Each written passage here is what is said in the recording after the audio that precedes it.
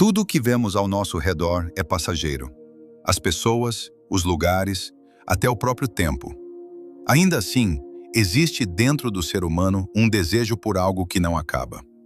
A Bíblia mostra que Deus colocou esse desejo de eternidade no coração de cada um. Por isso sentimos que fomos feitos para algo além desta vida. As Escrituras ensinam que a vida eterna é conhecer a Deus e a Jesus Cristo, a quem Ele enviou. Assim, eternidade não significa apenas viver para sempre, mas estar em relacionamento com Deus. E essa realidade não começa apenas depois da morte. Ela tem início quando uma pessoa se volta para Cristo com fé. A Bíblia apresenta a eternidade como um convite presente, feito por meio de Jesus Cristo, para que todos possam experimentar essa comunhão com Deus desde agora. O que é a eternidade segundo a Bíblia? Quando falamos de eternidade, a primeira imagem que vem à mente é de tempo que nunca acaba. Mas a Bíblia apresenta algo muito mais profundo que isso. Eternidade não é apenas o relógio funcionando para sempre. É uma realidade que existe fora do tempo como conhecemos. O tempo foi criado. Houve um momento em que dias, semanas e anos passaram a existir. Antes disso, só existia Deus. As Escrituras dizem que Ele habita a eternidade. Ele não está sujeito à sucessão de horas, dias e estações como nós estamos. Por isso, quando a palavra fala de vida eterna, não fala apenas de duração, mas de natureza. É uma vida ligada à fonte de toda a existência, o próprio Criador. No Salmo está escrito que 1000 anos aos olhos do Senhor são como o dia de ontem que passou. Isso não quer dizer que Deus despreza o tempo, mas que Ele não é limitado por ele. Nós vivemos presos ao antes, agora e depois. Deus vê tudo ao mesmo tempo. O passado não ficou para trás para Ele, e o futuro não é incerto. Jesus definiu vida eterna de forma direta. E a vida eterna é esta: que te conheçam a ti, o único Deus verdadeiro, e a Jesus Cristo, a quem enviaste. Note que Ele não disse viver para sempre, mas conhecer.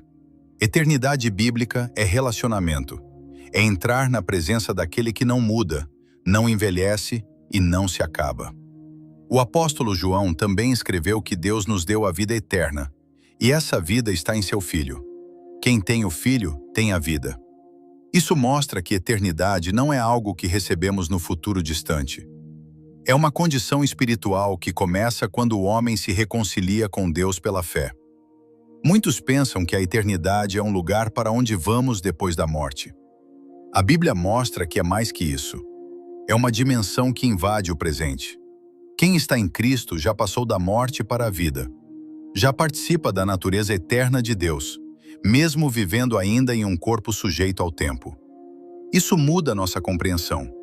Deixamos de perguntar apenas quanto tempo vou existir e passamos a perguntar com quem vou existir.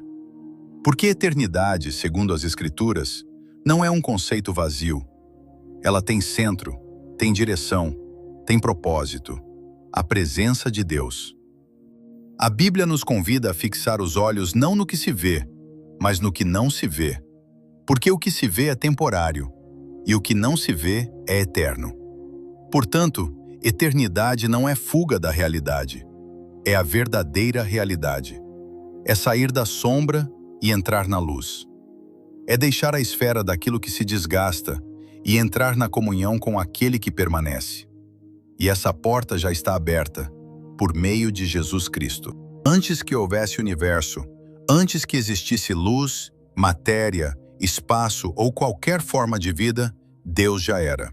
Ele não teve início, não foi criado, não passou a existir. Ele simplesmente é. As Escrituras o descrevem como o alto e sublime, que habita a eternidade. Moisés orou dizendo: antes que os montes nascessem e se formassem a terra e o mundo, de eternidade a eternidade, tu és Deus. Esse texto revela que Deus não está dentro da linha do tempo. Ele está acima dela. Quando Deus se apresentou a Moisés, disse: eu sou o que sou. Esse nome revela a existência contínua, sem dependência de nada nem de ninguém. Ele não precisa de causa, não precisa de explicação. Ele é autoexistente. Tudo o que existe depende dele para continuar existindo, mas ele não depende de nada.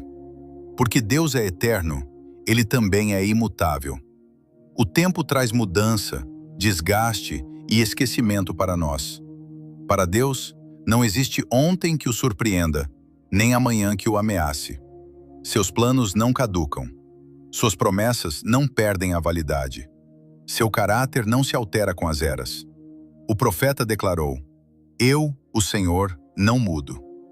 Tiago escreveu que nele não há mudança, nem sombra de variação. Isso traz profunda segurança. Um Deus que muda poderia mudar de ideia sobre o amor, sobre a justiça, sobre a misericórdia. Mas o Deus eterno é constante. Podemos confiar nele hoje, amanhã e para sempre.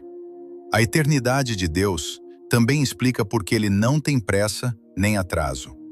Pedro escreveu que para o Senhor, um dia é como 1000 anos, e 1000 anos como um dia. Ele não está preso à nossa ansiedade. Ele age no tempo perfeito, porque enxerga o fim desde o princípio. Quando entendemos que Deus é eterno, nossa visão da vida muda. Nós medimos valor pelo tempo. Quanto dura, quando acaba. Deus mede pelo propósito. Uma vida breve nas mãos do Eterno pode ter significado que atravessa gerações. E uma vida longa sem Ele continua sendo vazia.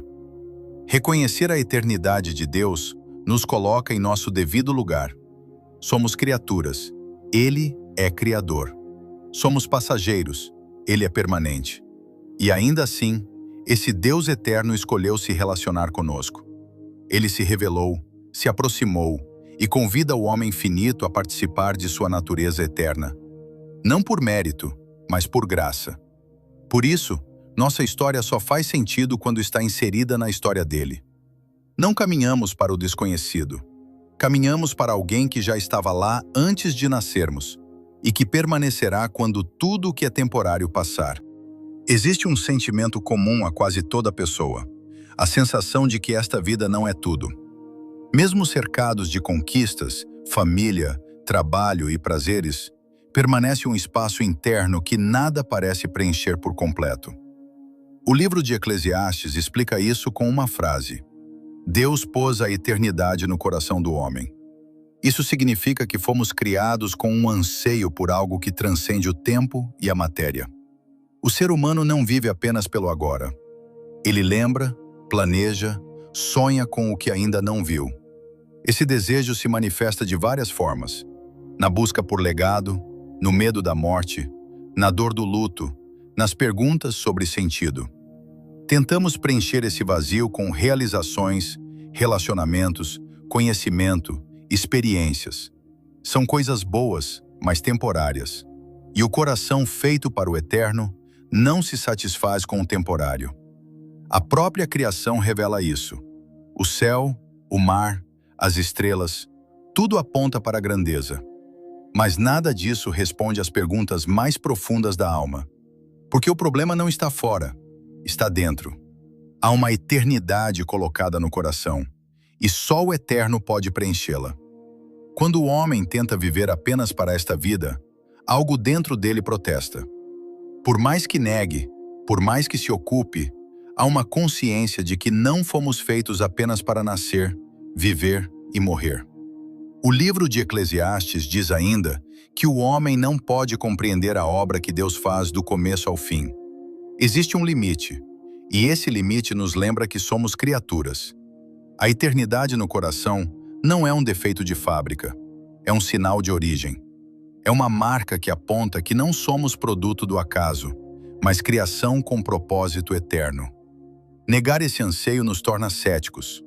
Tentar suprimi-lo nos torna ansiosos. Mas reconhecê-lo nos leva a buscar aquele que é eterno.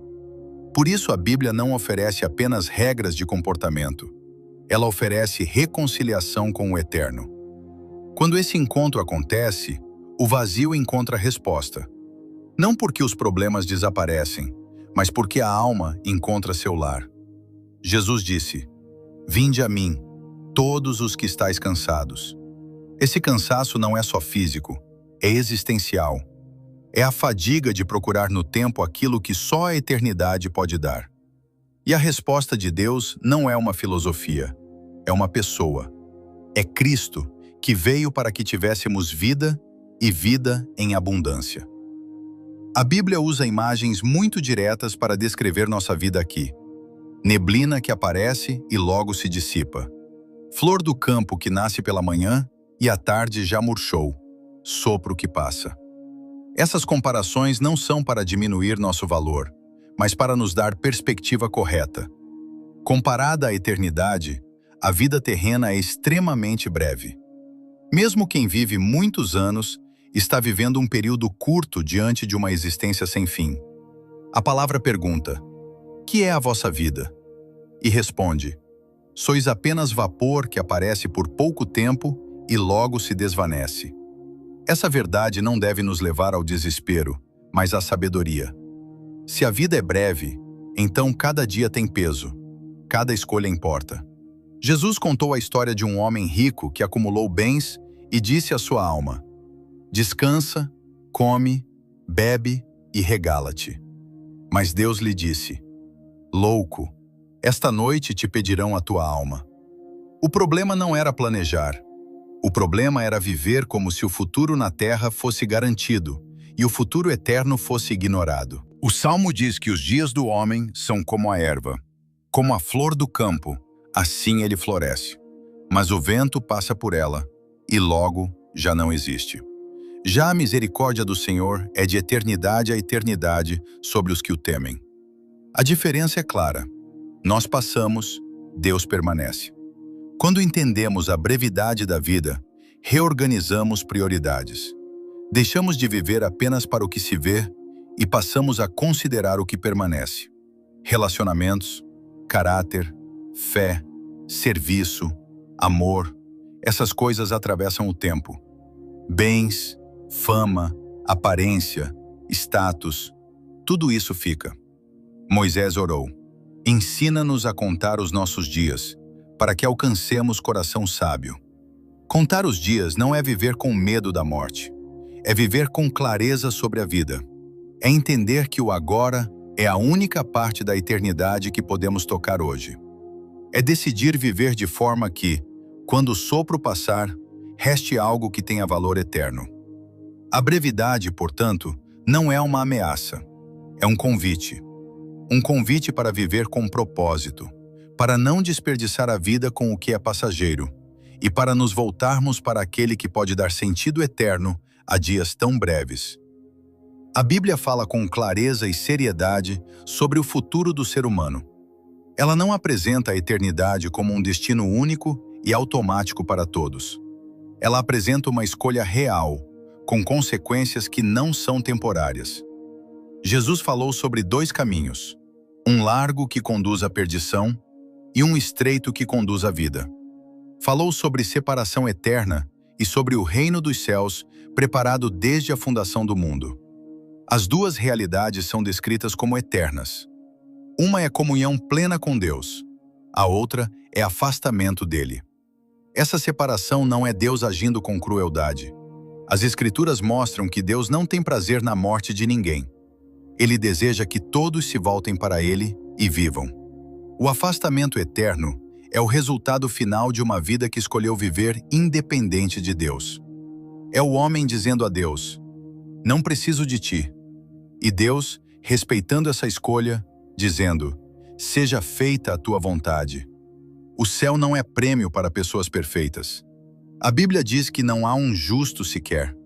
O céu é lar para pessoas perdoadas, que reconheceram sua necessidade e receberam o presente da salvação pela fé em Cristo. Da mesma forma, a separação eterna não é para quem cometeu erros específicos. É a condição de quem rejeita a oferta de reconciliação. O apóstolo Paulo escreveu que o salário do pecado é a morte, mas o dom gratuito de Deus é a vida eterna em Cristo Jesus. Perceba a diferença. Morte é salário, é consequência natural. Vida eterna é dom, é presente que não pode ser comprado. Por isso a mensagem do Evangelho é urgente, mas também é cheia de esperança. Ninguém é obrigado a ficar longe de Deus. A porta está aberta. Jesus disse: Eu sou a porta. Se alguém entrar por mim, será salvo. Ele também declarou ser o caminho para o Pai. Falar de dois destinos não é condenar pessoas. É amar pessoas o suficiente para dizer a verdade. É mostrar que nossas decisões têm peso eterno e que Deus, em amor, nos avisa antes, porque deseja que todos cheguem ao conhecimento da verdade e encontrem vida. A escolha está diante de cada um, e a eternidade revela o peso dessa escolha. Quando a Bíblia promete vida eterna, ela não está oferecendo apenas existência sem fim. Muitos imaginam a eternidade como uma continuação infinita desta vida, com os mesmos cansaços, dores e injustiças. Mas a promessa é muito maior. Jesus definiu vida eterna com estas palavras: E a vida eterna é esta, que te conheçam a ti, o único Deus verdadeiro, e a Jesus Cristo, a quem enviaste. Vida eterna, portanto, é relacionamento. É comunhão ininterrupta com Deus. É conhecer e ser conhecido por Ele. Essa promessa inclui a remoção de tudo que fere a criação. O livro de Apocalipse descreve que Deus habitará com o seu povo. Ele enxugará dos olhos toda lágrima. Não haverá mais morte, nem luto, nem pranto, nem dor. A antiga ordem das coisas terá passado. Haverá novo céu e nova terra, onde habita justiça. Mas essa promessa não começa apenas no futuro. Ela começa no momento da fé. Jesus disse: Quem crê no Filho tem a vida eterna. Não diz terá, diz tem. É posse presente. A plenitude dessa vida será experimentada depois, mas a garantia é dada agora. Quem está em Cristo já passou da morte para a vida. O apóstolo João escreveu: Estas coisas vos escrevi para que saibais que tendes a vida eterna. A vida eterna não é incerteza. É certeza firmada na promessa de Deus, que não pode mentir. Não está baseada no nosso desempenho, mas na obra de Cristo. Isso muda como enfrentamos o presente. A vida eterna não é um seguro contra a morte. É uma nova forma de viver hoje. Quem tem essa promessa vive com paz que não depende de circunstâncias. Vive com propósito que não termina no túmulo. Vive com esperança que não se abala. Deus não prometeu apenas que não morreremos. Ele prometeu que viveremos, de verdade, com Ele, para sempre. Prometeu que estaremos onde Ele está. Prometeu que veremos a sua face. E essa promessa é tão certa quanto o caráter daquele que prometeu. Porque o Deus eterno cumpre o que fala. O ser humano foi criado para a eternidade, para viver em comunhão com Deus. Mas o pecado trouxe ruptura, a comunhão foi quebrada e a morte entrou na experiência humana. Desde então, existe um abismo entre o temporal e o eterno, entre o homem e Deus. Jesus entra na história exatamente nesse ponto de ruptura. O Evangelho de João diz que no princípio era o Verbo, e o Verbo estava com Deus, e o Verbo era Deus. E o Verbo se fez carne e habitou entre nós. O eterno entrou no tempo, o infinito vestiu a limitação humana. Por que ele fez isso? Para reconstruir a ponte, para reconciliar o homem com Deus. Jesus mesmo declarou: Eu sou o caminho, a verdade e a vida. Ninguém vem ao Pai senão por mim. Só alguém que é plenamente Deus e plenamente homem poderia representar os dois lados e promover paz. Na cruz, Jesus levou sobre si a separação que era nossa. Isaías profetizou que ele foi ferido pelas nossas transgressões e moído pelas nossas iniquidades. O castigo que nos traz a paz estava sobre ele. Na ressurreição, ele venceu a morte que nos prendia. Por isso a Bíblia afirma que há um só mediador entre Deus e os homens, Cristo Jesus. Não há outro nome dado entre os homens pelo qual devamos ser salvos. Não há outro caminho que leve à eternidade com Deus. Eternidade com Deus não é conquistada por esforço religioso, moralidade ou boas obras. A palavra diz que pela graça sois salvos, mediante a fé. E isto não vem de vós, é dom de Deus. Não de obras, para que ninguém se glorie. É presente, e esse presente está em Cristo. Ele não apenas aponta o caminho, ele é o caminho.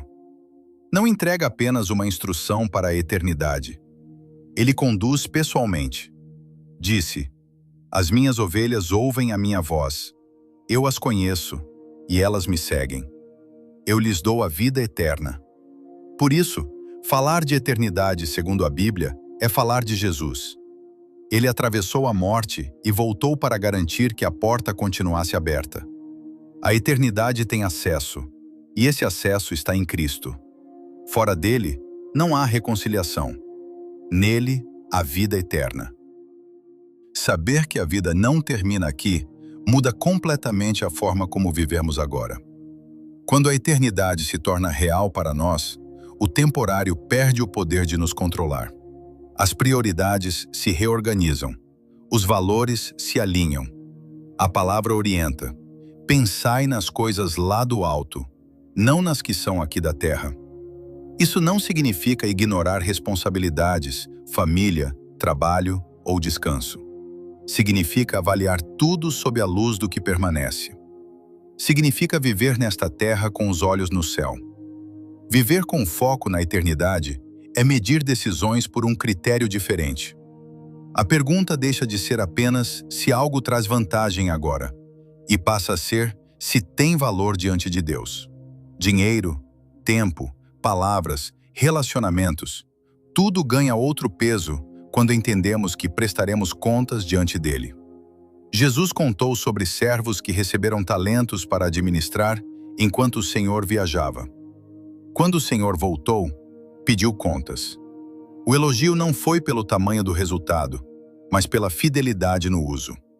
Servo bom e fiel, sobre o pouco foste fiel, sobre o muito te colocarei. Isso mostra que Deus não exige que façamos tudo, mas que sejamos fiéis com o que nos foi confiado. Paulo escreveu que importa que cada um de nós compareça perante o tribunal de Cristo, para receber segundo o bem ou o mal que tiver feito por meio do corpo. Isso não é para a condenação de quem está em Cristo, pois não há condenação para os que estão nele. É para a avaliação de obra, de fidelidade, de motivação. Esse foco também nos livra da ansiedade. Se esta vida é tudo, então cada perda é definitiva. Cada injustiça é final. Cada espera é insuportável. Mas se existe eternidade, podemos enfrentar sofrimento, injustiça e demora com esperança. Sabemos que a história não termina na última página deste capítulo. Jesus disse: "Não ajunteis tesouros na terra, onde a traça e a ferrugem corroem. Ajuntai tesouros no céu." Tesouros no céu são vidas alcançadas, amor praticado, perdão liberado, serviço feito em nome dele. Nada disso se perde. Viver para a eternidade não é viver fora da realidade, é viver dentro da realidade maior. É trabalhar, amar, descansar e servir sabendo que nada feito para Deus é em vão. O foco eterno não nos tira do mundo. Ele nos coloca no mundo com propósito eterno, com paz que excede o entendimento e com esperança que ancora a alma. A Bíblia é clara: a salvação é pela graça, mediante a fé. Não é conquistada por obras, para que ninguém se glorie. É presente de Deus. Ao mesmo tempo, ela também ensina que Deus recompensa a fidelidade. São duas verdades que caminham juntas e não se contradizem. Jesus falou várias vezes sobre recompensas. Disse: "Quando deres esmola, não toque trombeta. Teu Pai, que vê em secreto, te recompensará." Disse também: "Amai os vossos inimigos e fazei o bem, e a vossa recompensa será grande." Paulo escreveu que cada um receberá segundo o seu próprio trabalho, e que, se a obra de alguém permanecer, esse receberá galardão. O escritor de Hebreus afirma que Deus não é injusto para ficar esquecido da obra e do amor que demonstramos para com o seu nome. Essas recompensas não são pagamentos para comprar o favor de Deus. A salvação já foi comprada pelo sangue de Cristo. As recompensas são expressões do caráter de um pai que valoriza a obediência dos filhos. Ele vê o copo de água dado em seu nome, a oração no quarto, o perdão oferecido sem plateia. Nada é esquecido diante dele. A parábola dos talentos mostra servos recebendo responsabilidade maior porque foram fiéis no pouco. As Escrituras falam de coroas, coroa da vida, coroa da justiça, coroa de glória. Falam de reinar com Cristo, de participar do que Deus realizará na eternidade. Isso não deve gerar competição entre irmãos, mas perseverança. Saber que nossas escolhas ecoam na eternidade nos ajuda a continuar quando ninguém está vendo. A fidelidade que parece invisível agora é registrada no céu. O serviço que parece pequeno aqui tem valor eterno lá. Paulo disse: prossigo para o alvo, para o prêmio da soberana vocação de Deus em Cristo Jesus. O prêmio não substitui a alegria de estar com Deus. Ele é parte dessa alegria, porque a maior recompensa será ouvir: muito bem, servo bom e fiel, entra no gozo do teu Senhor. E esse gozo não termina. As recompensas eternas não são o fim em si. Elas são parte da comunhão, da celebração, da vida com Deus para sempre. Trabalhar para a eternidade é semear no que não se vê, crendo que a colheita é certa. Para muitos, pensar em eternidade traz medo. Medo do desconhecido, medo do julgamento, medo de perder o que amam aqui. Mas a mensagem bíblica sobre eternidade não foi dada para gerar pânico. Foi dada para gerar esperança. Esperança, na Bíblia, não é otimismo vago, nem pensamento positivo. É confiança firmada em promessa. É certeza de coisas que se esperam, convicção de fatos que se não veem. A palavra diz que temos uma esperança que serve como âncora da alma, segura e firme, que entra no santuário, na própria presença de Deus. A ressurreição de Jesus é a base dessa esperança. O sepulcro está vazio. Ele morreu, mas ao terceiro dia ressuscitou e prometeu: porque eu vivo, vós também vivereis. A morte, que parecia o ponto final, se tornou passagem. O túmulo, que parecia derrota, se tornou porta para a vida. Paulo escreveu aos Tessalonicenses: não queremos que sejais ignorantes quanto aos que dormem, para não vos entristecerdes como os demais que não têm esperança. O cristão chora diante da morte, porque a separação dói, mas não chora sem esperança. Sabe que, em Cristo, a separação é temporária, haverá reencontro. Pedro escreveu que Deus, segundo a sua grande misericórdia, nos regenerou para uma viva esperança, mediante a ressurreição de Jesus Cristo dentre os mortos, para uma herança incorruptível, sem mácula, que não se desvanece, reservada nos céus. Essa herança está guardada, segura, e nós somos guardados pelo poder de Deus. Essa esperança também dá coragem para viver hoje. Quem sabe para onde vai, sabe como caminhar. Quem tem certeza do destino, não é destruído pelas tempestades do trajeto. A esperança bíblica não nega a dor presente, mas garante que a dor não terá a palavra final. O Apocalipse encerra as Escrituras com uma cena de esperança. Deus habitando com o seu povo, enxugando toda lágrima, removendo morte, luto, pranto e dor. E a declaração final: eis que faço novas todas as coisas. A eternidade, para quem crê, não é interrogação, é promessa. Não é ameaça, é lar. Não é fim, é começo. E essa esperança não decepciona, porque o amor de Deus foi derramado em nossos corações. O futuro é seguro, porque o Deus eterno já está lá, nos esperando.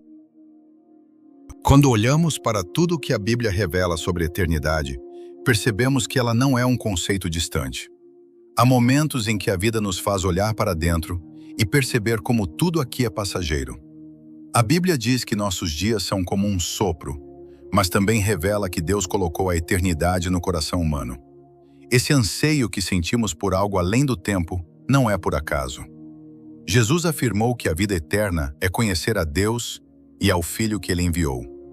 Isso mostra que a eternidade não fala apenas do futuro, fala de um encontro que pode começar hoje. A palavra também ensina que o dom gratuito de Deus é a vida eterna em Cristo Jesus. Não é uma exigência pesada, é um convite feito com amor. E esse convite permanece aberto a todos. Todos nós estamos a caminho da eternidade. E a boa notícia é que não precisamos percorrer esse caminho sozinhos. Existe um Deus que prometeu estar conosco todos os dias e que preparou um lugar onde não haverá mais dor nem separação. Que essa verdade encontre lugar no seu coração. O mesmo Deus que colocou a eternidade em nós, também providenciou o caminho para vivermos com Ele.